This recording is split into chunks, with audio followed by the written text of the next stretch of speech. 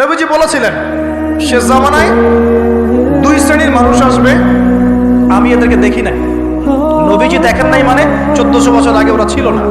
এক শ্রেণী হচ্ছে হাতের মধ্যে মানুষকে মারার কিছু অস্ত্র নিয়ে ঘুরে বেড়াবে, এরা মানুষকে নির্মমভাবে পিটাবে, নির্মমভাবে পিটাবে, নির্মমভাবে মানুষকে পিটাবে।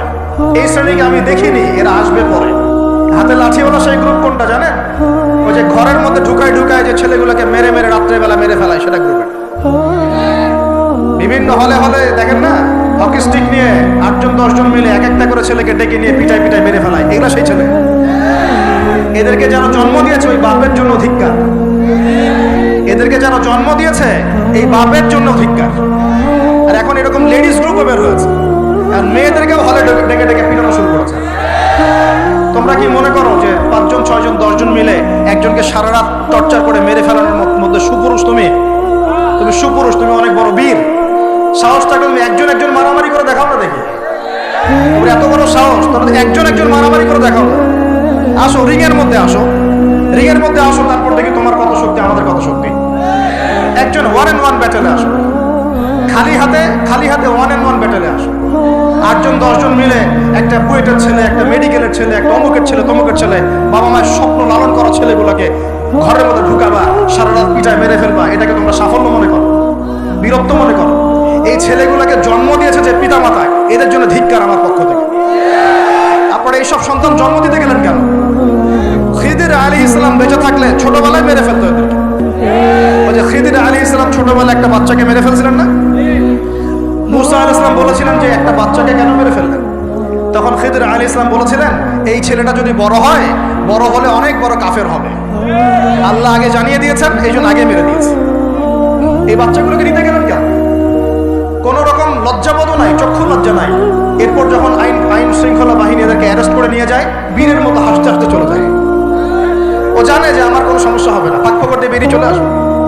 তোমরা এগুলোকে বীরত্ব মনে করো, তোমরা বীরত্ব মনে করো, সুপুরুষ হয়ে গেছো তোমরা। এতই যদি ক্ষমতা থাকে, সাহস থাকে, তো একজন মারামারি করো না কেন? 1-on-1 ব্যাটেলে আসো, তারপর দেখো কে জিতে কে হারে। 10জন মিলে একজনকে পিটাবা, মনে করছো খুব বড় বীর হয়ে গেছো। এখন 10টা মেয়ে মিলে একটা মেয়েকেও পিটাচ্ছে, সুবহানাল্লাহ। তা আবার ইসলামিক বিশ্ববিদ্যালয়ের মতো। এই বিশ্ববিদ্যালয়ের নাম ইসলামিক কে দিল? এটা ইসলাম? একটা মেয়েকে আপনি ঘরের মধ্যে ঢুকায় সারা রাত পিটাবেন, মেয়েটা কাঁদতে কাঁদতে বলছে আমার পায়জামা পর্যন্ত খুলে ফেলেছে টান দিয়ে। আরে তোর মায়ের পায়জামাকে খুলে ফেললে তোর কেমন লাগবে? তোর বোনের পায়জামাকে খুলে ফেললে তোর কেমন লাগবে? কোন সাহসে তুই একটা মেয়ের পায়জামায় হাত দিস? এত বড় সাহস! আর এদেরকে আমরা তোলা করে মানুষ করি। আইন শৃঙ্খলা বাহিনী আপনারা কি করেন? ইনস্ট্যান্ট কোর্ট বসে ফাঁসি দিয়ে দিবেন এদেরকে। আল্লাহর কসম করে বলছি, যদি কোনোদিন এরকম ক্ষমতা আমাদের কাছে আসতো, দিন বিচার করে দেখিয়ে দিতাম ইনশাআল্লাহ। ফাইজলামি শুরু করো সারা দেশব্যাপী ফাইজলামি শুরু করে দিয়েছে একেবারে নির্মমভাবে, অহেতুকভাবে। এই যে অসহায় মানুষগুলোকে, ছাত্র পড়তে গিয়েছে, বাবা মার স্বপ্ন লালন করা ছাত্র, ছেলেটা ইঞ্জিনিয়ার হবে, ছেলেটা মেডিকেল সায়েন্সের পরে বড় একজন ডক্টর হবে, পিটায় মেরে ফেলে দিল তাকে। এত বড় সাহস! আর আমরা কিছুই বলতে পারলাম না, কিছু করলাম না। কি একটা অবস্থা চলছে! এগুলো যখন চলতে থাকবে একটা কওমের মধ্যে, আপনার মনে হয় যে আল্লাহর পক্ষ থেকে রহমত নেমে আসবে? লা ইলাহা ইল্লাল্লাহ বলা একজন মানুষ যদি বেঁচে থাকে, ওই একজন মানুষের সম্মানে আল্লাহ পাক কিয়ামত দিবেন ইনশাআল্লাহ। সেই একজন মানুষকে এভাবে নির্মমভাবে পিটিয়ে মেরে ফেলো তোমরা। এখন মানুষকে পেটানো শুরু করেছো। নবী সাল্লাল্লাহু আলাইহি ওয়াসাল্লাম শেষ জামানার হাদিস সম্পর্কে বলেছিলেন যে আমি এক শ্রেণীর মানুষকে দেখি নাই যারা আসবে, মানুষকে নির্মমভাবে মারবে, নির্মমভাবে মানুষকে পিটিয়ে মারবে। আর কোরআন খুলে দেখেন, একটা জাতির কথা আল্লাহ পাক বলেছেন। এই জাতির নাম হচ্ছে আদ জাতি। কোন জাতি ভাই? এই আদ জাতিকে আল্লাহ পাক ধ্বংস করেছিলেন ঝড় দিয়ে, ঝড় দিয়ে। আল্লাহ পাক এই কওম সম্পর্কে বলেছেন ওয়াইদা বাতাসতুম জাব্বারিন। ওরা শিরক কুফর তো করতোই, কিন্তু এর পাশাপাশি একটা বড় পাপ করতো। ওই পাপটা হচ্ছে এরা যখন মানুষকে পেত, পিটিয়ে মেরে ফেলতো, নির্মমভাবে পিটিয়ে মেরে ফেলতো। এই আদ জাতির পাপ তোমরা করা শুরু করেছো। এখন আমাদের শহরে এগুলো চলছে না? এখন দিনে দুপুরে রাস্তাঘাটে এগুলো চলছে। শিক্ষা প্রতিষ্ঠানে গিয়ে এগুলো মাস্তানি করতে গিয়েছো তোমরা। আবার তোমরা মাহফিল করে আমাকে ডাকো ওয়াজ নসিহত করতে, আমার সাথে এগুলোর কোনো সম্পর্ক নেই। আর আমার কাছে তোমরা ভালো কিছু পাবো না, আমার কাছে ইনশাআল্লাহ হকটাই পাবো, বাতিল পাবো না ইনশাআল্লাহ। আমার ভাই হয়ে যদি এই কাজ করো, আমি তোমার চেহারা পর্যন্ত দেখতে যাবো না ইনশাআল্লাহ। আল্লাহ রাব্বুল আলামিন আমাদেরকে উমরের শাসন দান করুন বলে আমিন। একটা মাস উমরের শাসন যদি চলে না, দেখবেন সব লাইনে চলে আসছে ইনশাআল্লাহ। একটা মাস খালি, একটা মাস খালি ধর্ষণের বিচার করা শুরু করেন, ধর্ষণ করার সাহস খুঁজে পাবেন ইনশাআল্লাহ। ওয়াজ মাহফিলগুলোকে দিনের এই পবিত্র আমানতগুলোকে অনেক জায়গায় ঠাট্টা মশকরার পাত্র বানানো হয়েছে। কোথাও দেখা যায় যে ওয়াজ মাহফিল সিজনে যে বললাম ডিজে জিকির চালু করা হয়েছে। ফাইজলামি শুরু করছো দিন নিয়ে, তোমরা ফাইজলামি শুরু করছো। আবার বলছো 22 বছর থেকে ওয়াজ করি, 22 বছর থেকে মানুষকে হাসাও, এটা বলতে পারো। 22 বছর ওয়াজ আবার কখন করবো? থ্রেট করো যে চোখ গরম করবো না। আল্লাহর কসম, যদি ক্ষমতা থাকতো হাড্ডি পিটায় ঠিক করে রাখি দিতাম ইনশাআল্লাহ। ওয়াজ মাহফিলের মঞ্চকে বসে তোমরা ডিজে জিকির বানাবা, এখানে ওয়াজ মাহফিলে ডিজে জিকির শিখাবা, মানুষকে বাউল বানানো শুরু করেছো, গাল গল্প কেচ্চা কাহিনী শুরু করেছো। ইনশাআল্লাহ তাআলা অচিরেই এই উম্মতের মধ্যে এমন নেতৃত্ব আসবে ইনশাআল্লাহ, যে নেতৃত্বের আন্ডারে ইনশাআল্লাহ তাআলা জমিন থেকে জুলুমের শেকড় উপরে যাবে ইনশাআল্লাহ। আমরা আল্লাহর কাছে দোয়া করি, আল্লাহ পাক আমরা বেঁচে থাক যেন আল্লাহ পাক নিয়ে আসেন ইনশাআল্লাহ। সারা দুনিয়া জুড়ে ফাইজলামি শুরু হয়ে গেছে, সারা বিশ্ব জুড়ে এই যে পশ্চিমাদের যে আগ্রাসন, মুসলিম বিশ্বের আনাচে কানাচে অসহায় মুসলিমদেরকে নির্যাতন করা হচ্ছে নির্মমভাবে। একটা বাচ্চা সে জানে না যে শিয়া কি সুন্নি কি, বোম মেরে নষ্ট করিয়ে দেওয়া, মাথার খুলি উড়িয়ে দেওয়া। একটা বাচ্চা, একটা মা জানে না শিয়াইজম কি সুন্নিজম কি, মিসাইল মেরে বোম মেরে হত্যা করে দেওয়া। ফাইজলামি শুরু হচ্ছে সারা বিশ্ব জুড়ে, এগুলো চলতেছে সারা বিশ্ব জুড়ে। মিডিয়ার মধ্য দিয়ে মুসলিমদেরকে আজকে সন্ত্রাসী বানানো হয়ে গেছে। সারা বিশ্বের রক্ত ঝরবে আমাদের, আবার আমাদেরকেও সবাই সন্ত্রাসী বলে বেড়াবে। নাটক শুরু করেছে, নাটক। সারা বিশ্ব জুড়ে সবচেয়ে শান্তিকামী মানুষ কারা? আমরা, অন্য কেউ আছে? সারা বিশ্বের মানুষের, নিরীহ মানুষের রক্ত কাদের হাতে লেগে আছে? আমাদের হাতে। আমরা ইরাকে মানুষ হত্যা করেছি, আমরা আফগানিস্তানে মানুষ হত্যা করেছি, আমরা উইঘুরদেরকে হত্যা করেছি, আমরা রোহিঙ্গাদেরকে হত্যা করেছি, আমরা বিগত 12, 14, 15 বছর ধরে সিরিয়াতে বাচ্চাদেরকে হত্যা করেছি, বিগত প্রায় 70 বছর থেকে প্যালেস্টাইনে আমরা মানুষকে হত্যা করেছি। আমরা কি এই যে লেবানন, জর্ডান এই জায়গাগুলোতে মানুষকে আমরা মারছি? তাহলে সারা বিশ্বে আমাদেরকে আজকে সন্ত্রাসী কারণ বলা হয়। কি কারণে বলা হয়? আর আমরা কেউ কোনো কথাও বলি না, মন থেকে ঘৃণাও করি না। এই কথাগুলো বলবেন কারা? বলবেন তো আলেম ওলামারা। এখন যদি আমরা এই ওয়াজ মাহফিলের স্টেজগুলোকে সার্কাসের মঞ্চ বানিয়ে ফেলি, এই আমানতের হক কে আদায় করবে? কে আদায় করবে? আল্লাহ পাক আমাদের সবাইকে বোঝার তৌফিক দান করুন। আমরা আশা করি ইনশাআল্লাহ তাআলা আমাদের উপরে যারা আছেন তাদের বোধোদয় হবে ইনশাআল্লাহ। আমরা কারো শত্রু নয়, ইসলাম কারো শত্রু নয়, কারো খারাপ চায় না। ইসলাম চায় সমাজের ন্যায় প্রতিষ্ঠা হোক, এবং ন্যায়টা যে কারো হাত দিয়ে প্রতিষ্ঠা হোক, কোনো সমস্যা নাই। এক্স ওয়াই জেড যেই হোক না কেন, যার হাতে ন্যায় প্রতিষ্ঠা হবে আমরা তার জন্য দোয়া করবো ইনশাআল্লাহ। আর যে অন্যায়কে প্রশ্রয় দিবে, প্রতিষ্ঠা করবে, আমরা তার ধ্বংসের জন্য আল্লাহর কাছে দোয়া করবো ইনশাআল্লাহ। আর আল্লাহ পাকের গজব যখন নেমে আসবে কেউ ঠেকাতে পারবে না ইনশাআল্লাহ। আমি বলে দিয়েছি প্রথমেই, সবকিছু মালিককে, সব ক্ষমতা কার হাতে? প্রিয় যুবক ভাইয়ের স্পেশালি আগামী দিনে ইসলামের পতাকা হাতে নিয়ে বিশ্বকে চ্যালেঞ্জ করার জন্য এখন থেকে প্রস্তুত হয়ে যান। একদিনের মাহফিল দিয়ে কিচ্ছু হবে না, একদিনের মাহফিল দিয়ে গরম বক্তব্য দিয়েও কিছু হবে না। আপনাদের সবাইকে কনস্ট্রাকটিভ কাজ করতে হবে। প্রত্যেক মুসলিম ভাইকে 5 ওয়াক্ত নামাজ আদায় করতে হবে। আল্লাহ পাক তৌফিক দান করুন। প্রত্যেক ভাইয়ের যাদের যাকাত ফরজ হয়েছে, যাকাত অবশ্যই দিতে হবে ইনশাআল্লাহ। বেশি বেশি দান সদকা করবেন। নিজের পরিবারের মধ্যে কোনোভাবেই অনইসলামিক কোনো সংস্কৃতি আসতে দিবেন না। নিজের পরিবারের মধ্যে পর্দা প্রতিষ্ঠা করবেন। কোনো অবস্থাতেই হারাম রিজিকের দিকে যাবেন না ইনশাআল্লাহ। আপনার সন্তান সন্ততিদেরকে ছোটবেলা থেকেই মুসলিম রূপে মানুষ করবেন, কোনো রকম অমুসলিম কালচারে বড় করবেন। আপনার সন্তানদেরকে ছোটবেলায় কোরআন শেখাবেন, হাদিস শেখাবেন, আলেম ওলামার সহবত দিবেন, হকপন্থী আলেম চিনবেন, তাদের কাছে সন্তানদেরকে পাঠাবেন ইনশাআল্লাহ। ইসলামকে নিয়ে ঠাট্টা বিদ্রুপ করবেন না, রং তামাশা করবেন না। এই যুগ সম্পর্কে সচেতন থাকবেন। কি হচ্ছে, কি চলছে, হাদিসে কি আছে, কোরআনে কি আছে, সামনে কি হতে পারে, সচেতনতা তৈরি করবেন। এই চলমান ফিতনাময় পরিবেশে নিজের ঈমান আমলকে এমনভাবে ধরে রাখবেন যেমন করে হাতের মধ্যে মানুষ আগুন ধরে রাখে, ঈমান ধরে রাখে। পরিবারের মধ্যে বেপরদামিকে স্থান দিবেন না। পরিবারের ছেলে কি করছে, মেয়ে কি করছে, আপনার আত্মীয় স্বজনের হক ঠিক আছে কিনা, প্রতিবেশীর হক ঠিক আছে কিনা, প্রতিটা বিষয় as a Muslim leader of the family আপনাকে এগুলো দেখতে হবে। আল্লাহ তৌফিক দান করুন। এবং বেশি বেশি সামাজিক কিছু অ্যাসোসিয়েশন করে তুলবেন যেগুলো সামাজিক অন্যায়গুলোকে প্রতিরোধ ইনশাআল্লাহ। সামাজিকভাবে ন্যায় ছড়িয়ে দিবে, সামাজিকভাবে ইসলাম ছড়িয়ে দিবে ইনশাআল্লাহ। শিক্ষা প্রতিষ্ঠান গড়ে তুলবেন যেখানে জেনারেল এবং ইসলামিক শিক্ষার সমন্বয় থাকবে, আলোকিত প্রজন্ম গড়ে উঠবে ইনশাআল্লাহ। এরকম সমাজের অবস্থায় কি আল্লাহর আযাব আসবে না রহমত আসবে? এই হচ্ছে আমাদের সমাজের অবস্থা। এখন কতগুলো বলে শেষ করবো। প্রতি ঘরে ঘরে ব্যভিচার ঢুকে পড়েছে, ঘরে ঘরে ব্যভিচার, পরকীয়া ঢুকেছে, পরকীয়া। আর অর্থনৈতিক ক্ষেত্রে ঘরে ঘরে ঢুকেছে সুদ আর সুদ, ঘুষ ঢুকেছে ঘুষ, এদিকে সুদ ঢুকেছে, দুর্নীতি ঢুকেছে, অন্যের সম্পদ অন্যায়ভাবে হস্তক্ষেপ করার নোংরা সংস্কৃতি ঢুকে পড়েছে প্রত্যেক জায়গায় জায়গায়। আমাদের ইয়াং জেনারেশন নিজেদের ইতিহাস ভুলে গেছে যে আমরা কার উত্তরসূরি। খালেদ বিন ওয়ালিদের নামও তারা জানে না, উমর ইবনে খাত্তাবের নাম জানে না, তারেক বিন জিয়াদকে চিনে না, মুহাম্মদ বিন কাসিমকে চিনে না। এরা ক্রিস্টিয়ানো রোনাল্ডোকে চিনে, এরা মেসিকে চিনে, নেইমারকে চিনে, এরা আমাদের ক্রিকেটারদেরকে চিনে। মাশাআল্লাহ, দেখো দিন দিন আমরা বিপথে যাচ্ছি, তারা হেদায়েতের দিকে আসছে। এটা কি ধরনের কথা?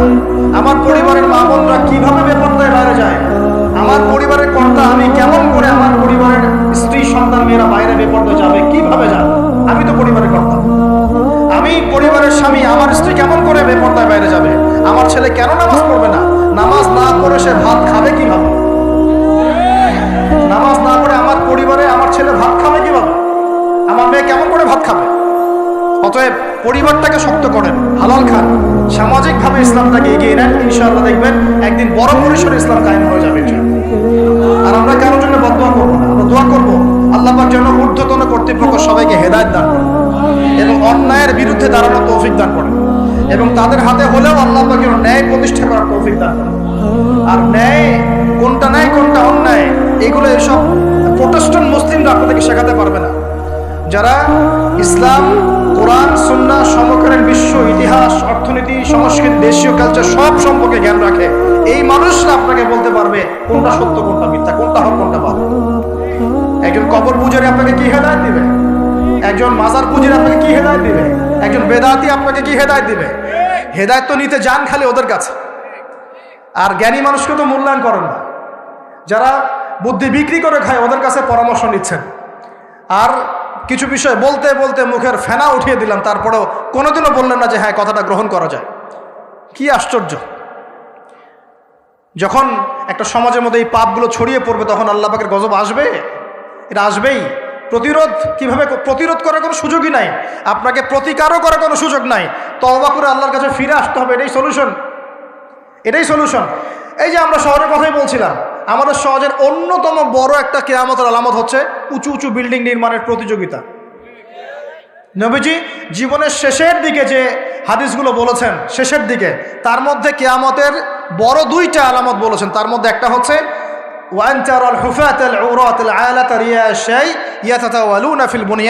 যখন দেখবে সমাজের সবচেয়ে নিম্ন শ্রেণীর মানুষেরা, রাখাল টাইপের মানুষ, গায়ে জামা নাই, পায়ে স্যান্ডেল নাই, উঁচু উঁচু বিল্ডিং নির্মাণের প্রতিযোগিতা করছে।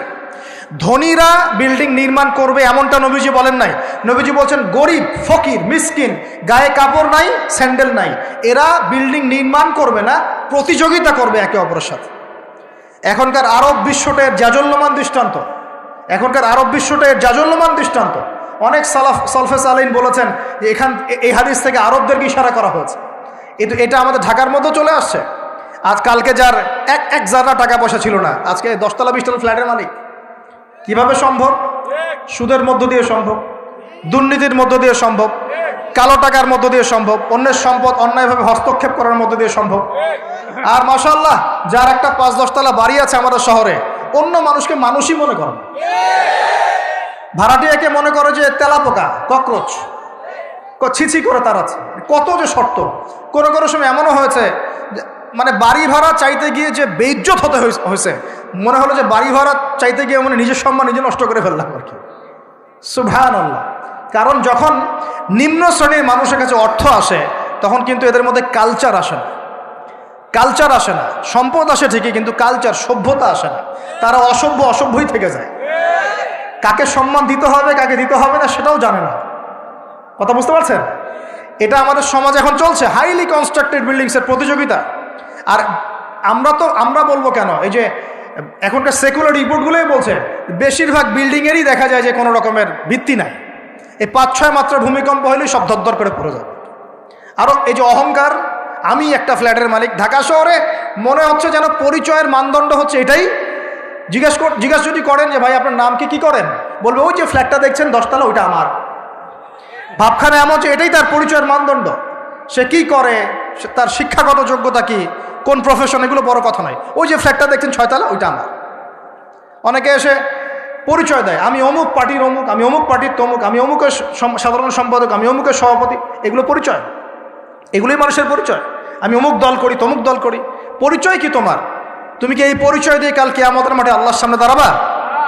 তোমার পরিচয়টা কি? পরিচয় হচ্ছে তোমার শিক্ষাগত যোগ্যতা কি, তুমি সমাজকে কতটুকু সার্ভ করতেছো, তোমার ইলমি যোগ্যতা কি, তুমি 5 ওয়াক্ত নামাজ পড়ো কিনা, তুমি ইসলামপন্থী কিনা, তোমার সুন্নত আছে কিনা, তুমি দিনের জন্য কি করো, এগুলো তোমার পরিচয়। আল্লাহ রাব্বুল আলামিন আমাদের কথাগুলো বোঝার তৌফিক দান করুন। আমাদের সমাজে হাইলি কনস্ট্রাক্টেড বিল্ডিংসের এগুলো প্রতিযোগিতা চলছে। দেখেন, বিল্ডিং নির্মাণ করা পাপের কিছু নয়, কিন্তু এগুলোর মধ্য দিয়ে অহংকার করাটাই পাপের। আর অহংকার করলে আল্লাহ পাক এগুলোকে ধসিয়ে দিতে সময় নেবেন না। আল্লাহ পাক আমাদেরকে বোঝার তৌফিক দান করুন। আমাদের সমাজে রন্ধে রন্ধে এগুলো চলছে, আমানতের খেয়ানত, অবিশ্বাস, সুদ চলছে, জেনা চলছে, ফ্ল্যাটে ফ্ল্যাটে জেনা চলছে, ফ্ল্যাটে ফ্ল্যাটে জেনা। জেনা মানে শুধু শারীরিক ইলিগেল ফিজিক্যাল রিলেশনশিপই নয়, জেনার মধ্যে চোখের জেনা আছে, কথার জেনা আছে, চলাফেরার জেনা আছে। নবীজি বলেছেন শেষ জামানায় এক শ্রেণী মেয়ে আসবে যারা পুরুষের কাপড় পরে ঘুরবে। এটা দেখার জন্য আপনি ঢাকার শপিং মলে চলে যান, শপিং মলে যান, কিয়ামত দেখতে পারবেন। কিয়ামত কাকে বলে? কিয়ামত কাকে বলে? কেউ কেউ দেখা যায় সুন্দর সুন্দর বোরখা বানিয়ে নিয়েছে, যে বোরখাগুলো পরেও তার মানে শরীরের কাঠামো স্পষ্ট বোঝা যাচ্ছে। এখানে আপনি কাকে দায়ী করবেন, কাকে দোষ দিবেন? অবৈধ সম্পর্ক ঢাকা শহরে রন্ধ্রে রন্ধ্রে ঢুকে গেছে। অবৈধ সম্পর্ক, টিনেজ 8-10 বছর, ক্লাস 8-এ পড়ে, ক্লাস 9-এ পড়ে, 10-এ পড়ে, এদের মধ্যে ইলিগাল সম্পর্ক চলছে। ইউনিভার্সিটিতে পড়ে, স্কুল কলেজ পাশ করে বিশ্ববিদ্যালয়ে গিয়েছে, ব্যাস ও মনে হয় যে একেবারে পাখা ওর গজায় গেছে, যা ইচ্ছা তাই করতে হবে। মেয়েকে দিয়েছেন একটা স্মার্টফোন, ব্যাস নষ্ট হয়ে গেছে। ছেলেকে দিয়েছেন একটা বাইক, ও দেখ মাদকের আসরে বসে আছে। কি একটা অবস্থা! এই যুব সমাজ কি আগামী দিনে ইসলামের পতাকা বহন করবে? এই যুব সমাজকে দিয়ে ইসলামের বিজয় লাভ হবে, নাকি আমাদের একটা ঈমান দীপ্ত যুব সমাজ দরকার? কোনটা? আল্লাহ পাক আমাদের সবাইকে আল্লাহর পক্ষ থেকে ঈমান দান করুন। আর আমি আর লম্বা করতে থাকলে সারা রাত যাবে গা। আমি আপনাকে গুছায় নিয়ে এসে শেষ করে দিচ্ছি যে এর পাশাপাশি কোন কোন পাপ ছিল, যে পাপগুলোর কারণে আল্লাহ পাক এই গজবগুলো দিয়েছিলেন, এবং এই ঢাকা শহর সহ এই বড় বড় শহরগুলা এই পাপের মধ্যে আছে কি না আপনি নিজেই যাচাই করবেন। যাচাই কে করবে? আপনি যাচাই করবেন, আমি যাচাই করব না। 1 নম্বর শিরকের পাপ আছে না নাই? কুফরির পাপ 2 আছে না নাই? আমানত উঠে যাওয়া আছে না নাই? আমানত উঠে যায় নাই? কেএফসিতে যান, মরা মুরগি খাবেন, আমানত উঠে গেছে। মসজিদ থেকে শুরু করে উপর লেভেল পর্যন্ত কোনো জায়গায় আমানত আছে? কেউ বলছে যে আমি জনগণের কল্যাণে নিজেকে নিয়োজিত করেছি, উপর থেকে হাতি আসলে ও খাইতে খাইতে খাইতে মাসি বানায় দেয় না এগুলো?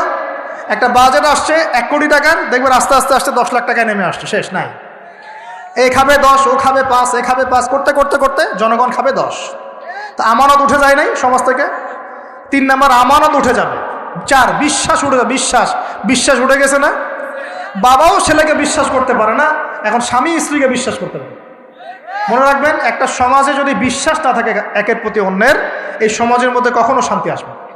আসবে না। আপনি পরিবারেই শান্তি পাবেন না, সমাজ তো পর দূরের কথা। এবার আসেন 5 নম্বর হচ্ছে মাপে কম দেওয়া। মাপে কি ভাই?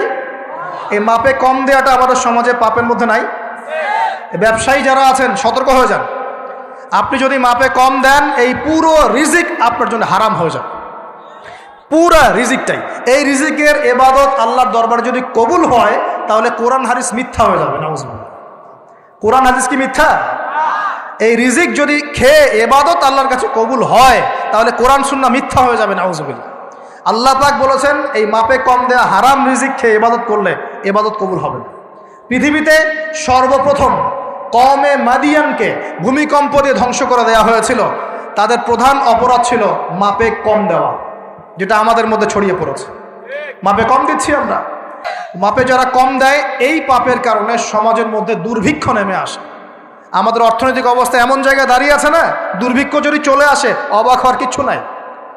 দুর্ভিক্ষ চলে আসলে আপনার অবাক হতে পারেন, আমি অবাক হব না। এমন একটা জায়গায় দাঁড়িয়ে আছে। প্রতিটা পণ্যের দাম অলরেডি বাড়া শুরু হয়ে গেছে। কিছু কিছু বৈশ্বিক কারণ আছে, এগুলোর কারণে যেমন বাড়ছে, আবার কিছু কিছু আমাদের নিজস্ব মানবসৃষ্ট কারণ আছে, এই কারণেও বাড়ছে। মানবসৃষ্ট কারণগুলো বুঝতে হলে আপনাকে বেসিক কিছু অর্থনীতি বুঝতে হবে। এটা পড়াশোনা করেন, দেখবেন আমি গত লেকচারে বলেছি। আল্লাহ রাব্বুল আলামিন আমাদের সবাইকে হালাল খাওয়ার তৌফিক দান করুন।